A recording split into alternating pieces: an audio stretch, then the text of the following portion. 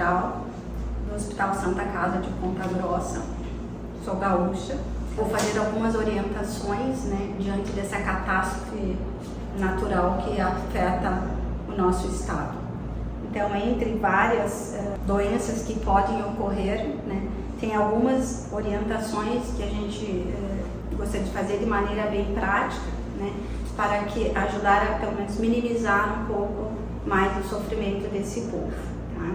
Então, existem doenças que são transmitidas diretamente pelo contato, né, das pessoas com inundações. Existem também as condições sanitárias dos abrigos, que nem sempre são as mais adequadas diante do improviso que tem que ser e da urgência da situação, bem como algumas lesões que ocorrem em virtude do salvamento em si ou de permanecer em local alagado, como os choques acidentais, né, choques elétricos acidentais, como os machucados, até mesmo contato com animais peçonhentos, né?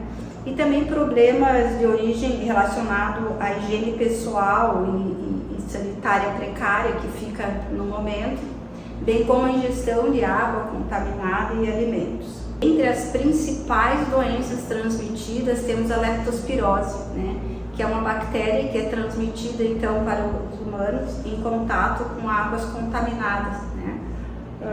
Isso pode se dar tanto pelo contato prolongado com a água, bem como através de ferimentos, né? Então a gente sempre tem que ter bastante cuidado em relação a isso e nos primeiros sintomas procurar um atendimento médico. Quais seriam esses primeiros sintomas? Muita dor no corpo, tá? Dor abdominal, vômito, né? E o amarelamento da pele.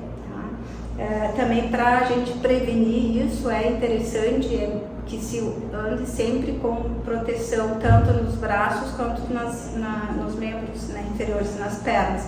Sempre procurar usar a bota de borracha, a proteção de sacos plásticos duplos, né? Isso no intuito de proteger tanto o morador que está em situação vulnerável, bem como os socorristas. A hepatite A também é uma doença que é bastante prevalente nessas catástrofes que ocorrem, né? E também ela ocorre pela ingestão de água e esgoto contaminado, bem como de alimentos contaminados. Esse período, tanto da hepatite A quanto da leptospirose, é um período prolongado, podendo ocorrer até 30 dias, 45 dias após o contato com essas águas contaminadas. Então, sempre que surgir algum sintoma de febre, dor no corpo, mal-estar, né, e o corpo amarelo, sempre procurar ter contato, né, com a rede médica mais próxima. Outro evento que é bem importante também saber é acidentes com animais peçonhentos, que durante a enchente esses animais procuram sair desses locais e procurar abrigo seco, né, ficar em locais secos. Entre eles, então, nós temos as serpentes, temos escorpiões, temos aranha, né?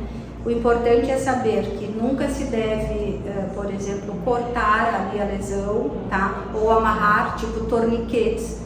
O ideal é lavar com água e sabão e procurar imediatamente o socorro, tá? Não colocar nenhum outro tipo de substância, tipo pó de café, ou não sei o que, com o intuito de evitar ou estancar o sangramento se houver, né? Uma orientação que é bem importante, que muitas vezes acaba piorando a situação. Então, sempre que ocorrer isso, procurar atendimento médico na rede mais próxima.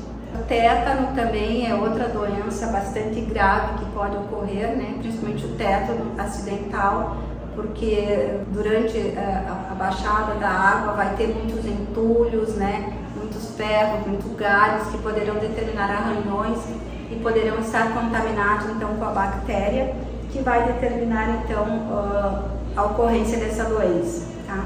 O tétano é uma doença que é bastante grave, que muitas vezes pode levar ao óbito, né?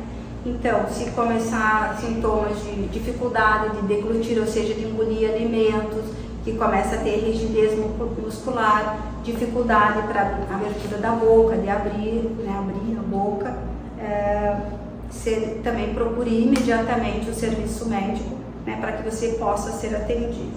As diarreias é outra doença que também é muito comum, né, nesses casos de catástrofes naturais, principalmente no caso de enchente. como pela ingestão de águas, né, contaminadas pelas viroses que ocorrem, né? Então é muito importante que a pessoa esteja muito bem hidratada, né? Na suspeita de água contaminada, ferver a água, tá? Para que isso mate as bactérias para poder ingerir uma quantidade adequada. Além disso, diante de tanta tragédia que a gente vivencia, de perdas de seus lares, né? Que trabalharam a vida inteira, começam sim, também os problemas psicológicos, né? Então são situações nos quais muitas vezes esses moradores se tornam agressivos, né? Os voluntários, né? Mas isso tudo em situação de estresse. Então nesse momento é importante que os voluntários e os profissionais da saúde tentem acalmar a pessoa, o paciente, e principalmente manter a calma, porque é uma situação bastante complicada, de bastante estresse emocional. Uma orientação que eu gostaria de deixar aqui aos voluntários da saúde é que, como eles vão para esses locais contaminados com grande propensão de adquirir algumas doenças contagiosas, é que sempre verifique, e se não estiver, que coloque em dia sua carteira de vacinação. Entre elas, a vacina do Covid-19, da difteria, das hepatites B, A, do sarampo, cachumba, coqueluche, poliomielite, enfim, da carteira vacinal, né, do adulto do nosso país. Para que então se evite que esse profissional que está tentando promover ajuda, ajudando essa população que está em vulnerabilidade, não adoeça, né, impedindo então o desempenho do seu trabalho.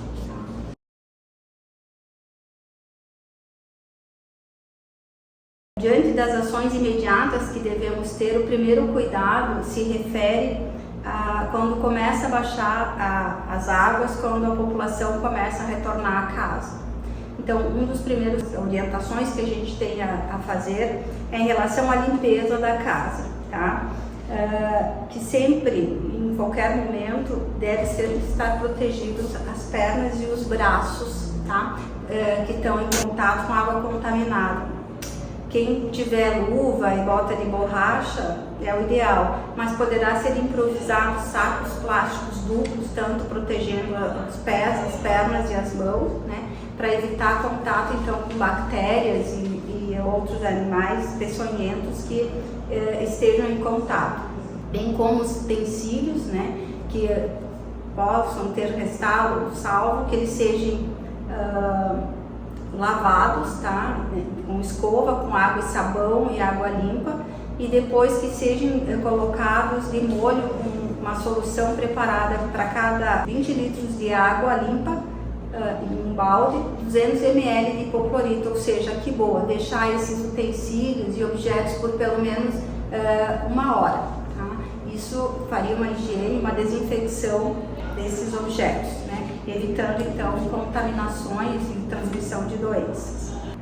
Outro ponto bastante importante é quanto à desinfecção das caixas d'água nas residências, né? Uma vez que tenha atingido o telhado ou na altura em que a caixa d'água se encontra, que houve contaminação, idealmente deve-se esvaziar essa caixa d'água, né? E proceder à limpeza, então, com uma solução para cada 1000 litros de água limpa, 200 ml de hipoclorito de sódio, tá? E deixar de molho 1 hora para daí sim proceder, né, o preenchimento então das caixas d'água. Se houver ainda uma suspeita de água contaminada ou se não houver caixa d'água nas residências, então procederá a fervura da água que consegue, né, eliminar essa contaminação das águas. Acho que era basicamente isso, de maneira bem sucinta, né, e prática. Espero ter ajudado e contribuído com ajuda para que consigam os profissionais e voluntários e a população do meu estado diminuir um pouco o risco e problemas que vamos enfrentar daqui adiante. Muito obrigada.